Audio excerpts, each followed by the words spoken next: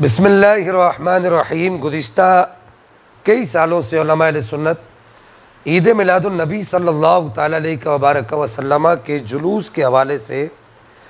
جو غیر شرعی رسومات ہیں اس پر اپنے اپنے تحفظات کا اظہار کرتے چلے آ رہے ہیں، اور الحمدللہ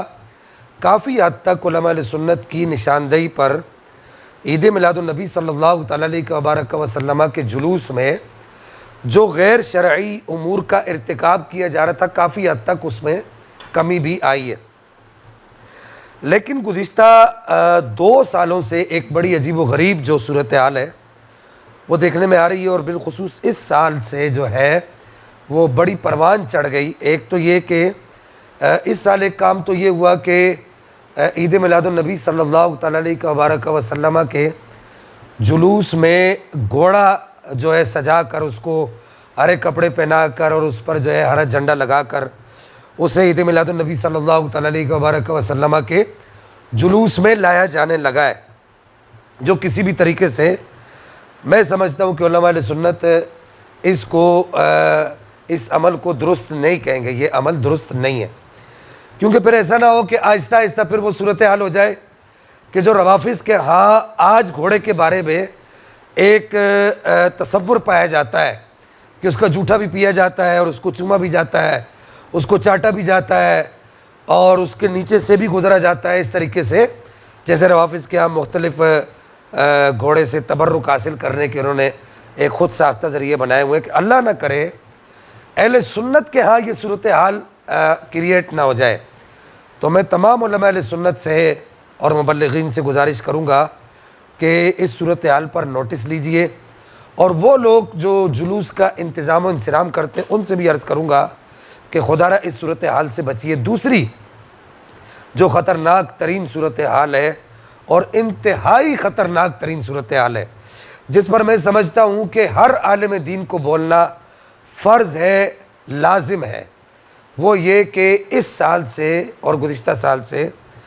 خواتین کی نعت خوانی کا جو ٹرینڈ چلا ہے وہ بڑا خطرناک چلا ہے۔ سوشل میڈیا پر آپ دیکھ رہے ہیں کہ بے پردہ خواتین اس طرح کے لباس پہن کر وہ نعت خوانی کر رہی ہیں، گویا کہ وہ نعت خوانی نہیں، نعت خونی کی جا رہی ہے، نعت کا خون کیا جا رہا ہے، اور اس پر جو ہے وہ اس کو ایک اچھا عمل سمجھا جا رہا ہے۔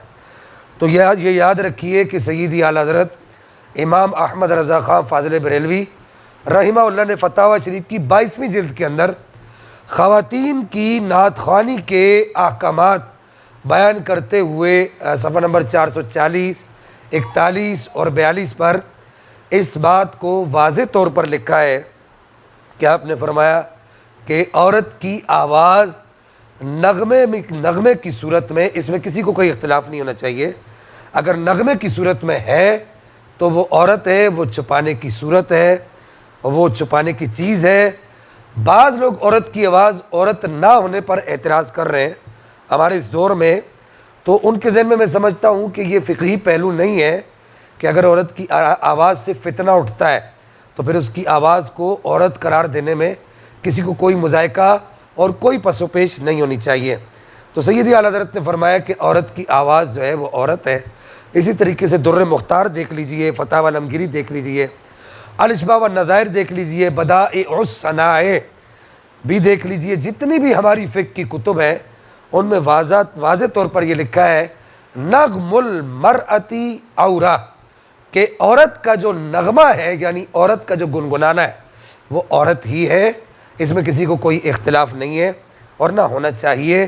تو میں تمام علماء اہل سنت سے یہ گزارش کروں گا کہ یہ جو نعت خونی جو عورتوں کی ہو رہی ہے اور اس قدر بے پردگی اور بے حیائی میں ہو رہی ہے، اس کے خلاف آواز بلند کریں۔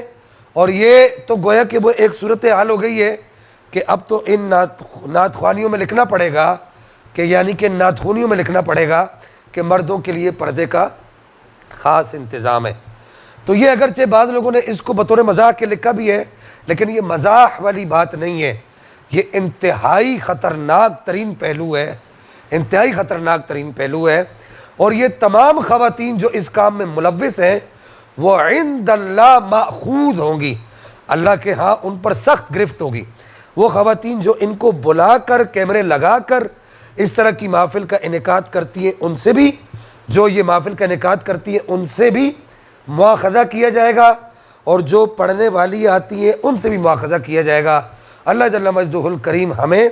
نعت خوانی کے تقدس کو سمجھنے کی توفیق عطا فرمائے۔